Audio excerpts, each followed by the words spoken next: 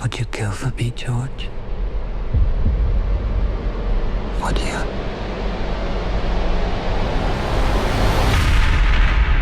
If you follow this channel, you know that I was overall lukewarm but positive on Steven Soderbergh's Presence movie from earlier this year. It was well made and an interesting twist on your typical haunted house story, but you could tell its aspirations weren't very high, and as a result, moviegoers responded in kind. It came and went from theaters without much discussion. Black Bag, on the other hand, is clearly aiming much higher. It's still Soderbergh's twist on a familiar narrative, and its central theme can still be boiled down into a simple idea, but it's dripping with style and bolstered by two excellent leading performances. Here we have a story that easily could have fit on the stage as a chamber play, elevated to an outstanding film. As I'm writing this script, we're 11 weeks into 2025, and so far, this is the best thing I've seen this year.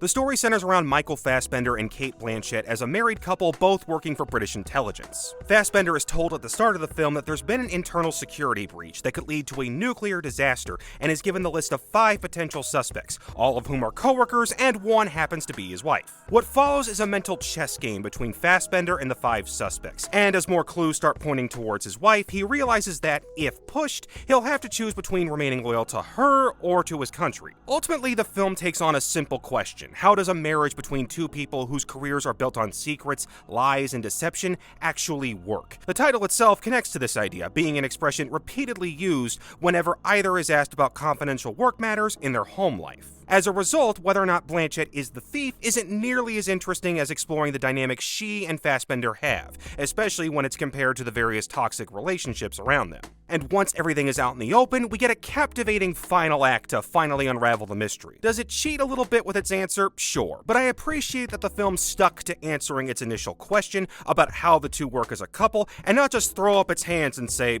well, they wouldn't, so stop asking. A much more cynical filmmaker easily could have gone that route, and it wouldn't have been nearly as rewarding.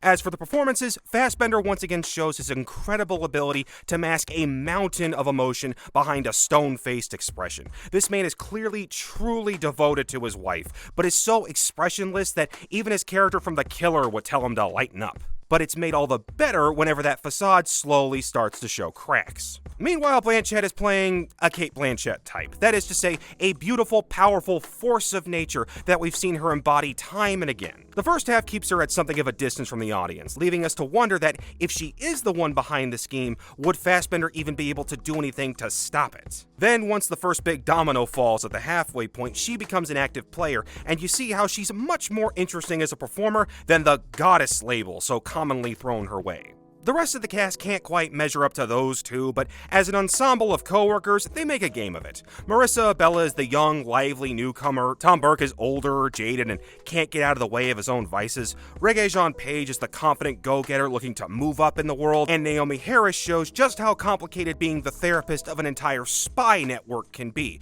Hell, that could have been its own movie. Also, one of the lesser-known Skarsgård brothers gets a brief role, and Pierce Brosnan is here because Soderbergh never loses his sense of humor. Sleek is a word I keep seeing pop up in reviews regarding the film, and I think it fits. Not just because every actor looks like they just stepped out of a fashion catalog, but every set, from townhouses to restaurants to office spaces, brings different levels of modern decor sensibilities, a trend only broken whenever Fassbender breaks out a fishing boat and sits on a quiet, secluded lake.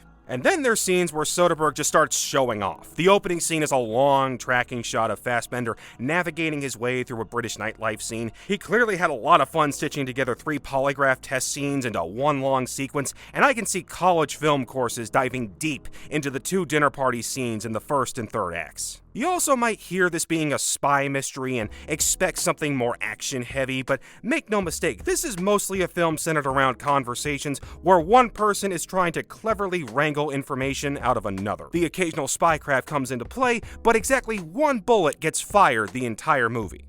Black Bag is simply excellent. It's a film that commands your attention and rewards you for investing your time.